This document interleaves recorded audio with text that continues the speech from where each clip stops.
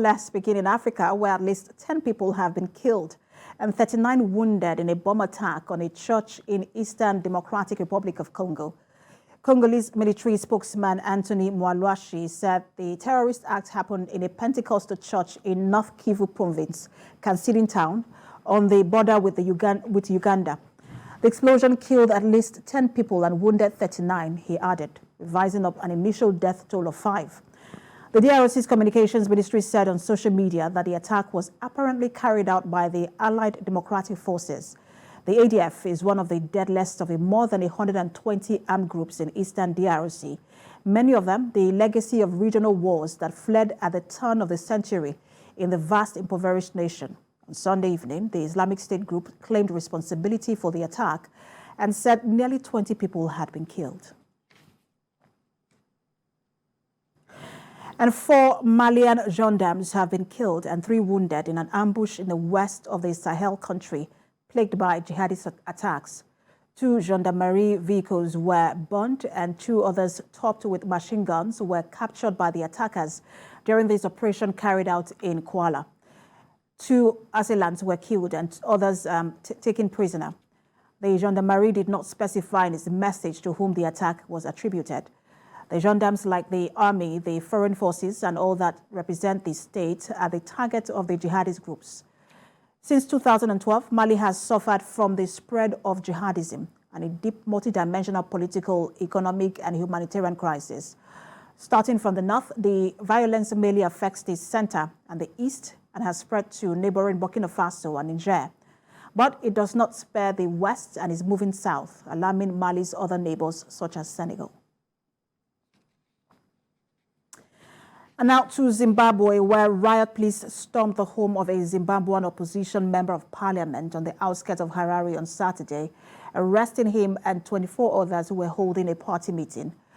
Costa Machingwanta, his wife and 17-year-old daughter were beaten by the police at their home in the suburb of Budiriro, south of Harare, before being taken away. Officials from the main opposition Citizens Coalition for Change stated. Police said the meeting was unauthorized and those arrested would be charged with breaching public order. Opposition parties and rights organizations have recently denounced an increased crackdown ahead this year's general elections. CCC spokeswoman Fadzayi Mahari accused the ruling ZANU-PF party of using the police against political opponents. I was staying in Africa, where Chinese Foreign Minister Qin Gang has met with his Egyptian counterpart Sameh Shoukry. The Chinese diplomat was in Cairo for talks with Egyptian and Arab League officials, marking his last stop in a multi-leg trip to Africa that aims to consolidate Beijing's footprint across the resource-rich continent. In a joint news conference, Mr. Shoukry said the talks addressed Sino-Egyptian relations and increasing Chinese tourism to the Middle Eastern country, which has for years struggled to revive its vital tourism sector. Both ministers said they also discussed regional issues, including the Israeli-Palestinian conflict. And earlier, the Chinese Minister of Foreign Affairs visited Benin with the aim of strengthening economic and industrial ties between the two countries. Qin Gang's visit follows recent celebrations of 50 years of cooperation between the two countries. Mr. Qin said his visit was to identify more fields of action.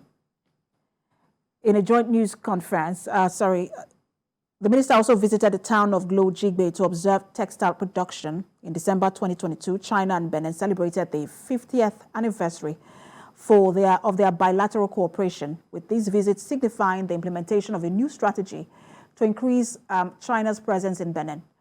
During Mr. Xin's visit, a memorandum of understanding on partial debt cancellation was signed by both countries.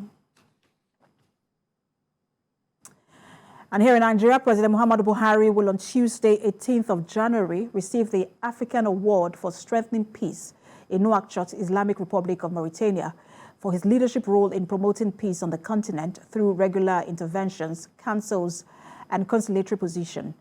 The president leaves for Nouakchott on Monday and is expected back in the country on Wednesday. According to a statement issued by the Special Advisor to the President of Media and Publicity, Femi Adesina, the award will be presented to President Muhammadu Buhari by the Abu Dhabi Peace Forum, which is an assembly of leaders established in 2014 to pursue new ways to embrace inclusive leadership, promote lasting peace, and work towards a safer and more sustainable world for everyone. Before the international recognition for serving Nigeria and the larger interest of peace in Africa, the president will participate in the program of the Third Forum of the African Conference for Peace, where he would deliver a speech on milestones and gains in the African peace process. Staying in Nigeria now, when a health facility is locked in a community that has a population of about 4,000, what could go wrong when there is no alternative care for the sick? TVC's Sarah Yeku found one of those facilities in Edo State where only the matron tries to keep the place running. This report is funded by Connected Development in partnership with Innovation for Change Africa Hub and Budget. In 1978, Nigeria, along with other World Health Organization member countries, adopted the Alma Ata Declaration instituting the primary health centers as the basic structural and functional unit of public health delivery system. Its aim is to provide accessible and affordable health care for all, especially those at the grassroots. But the health center in Uhie, Ikpoba-Oka, local government area of Edo State, is inaccessible. Sometimes the facility is closed as early as 12 noon, which was the time we visited. After making several attempts to open the door, we tried calling the matron in charge of the facility, but no response. We decided to ask around, perhaps the matron could be close enough. Just opposite the facility, we found a widow and a baby in a store. She got up to greet us, thinking we are customers, but when we asked about the health facility, she seemed shy and withdrawn. After persuasion, she decided to speak. We get share, but patients no they come. Why patients no they come to your center? They will say people no they come because still they weak the matron and the nurses. If they want say may they boom now, make government bring workers John where they go they stay here.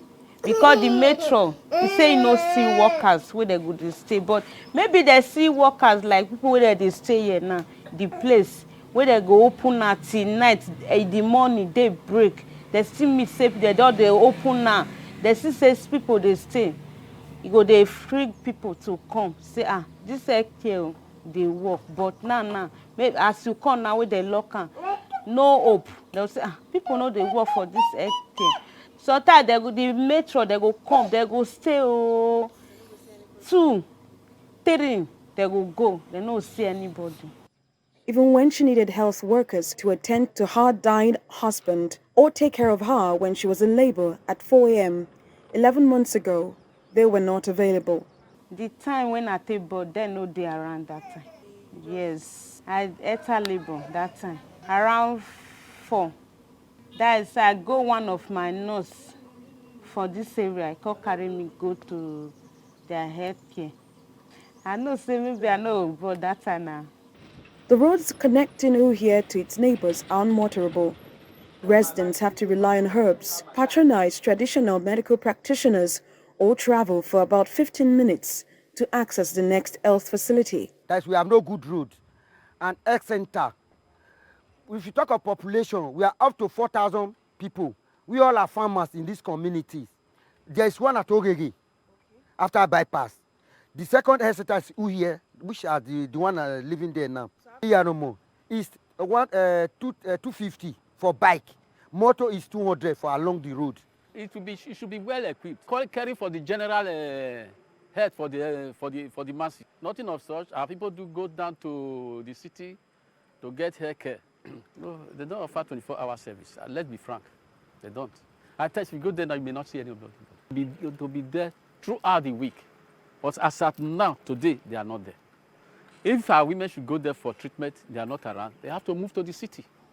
The deplorable state of this primary health care facility shows that series of strategies to revitalize the sector are yet to achieve the desired purpose. Sarah Ayeku, TVC News, Benin.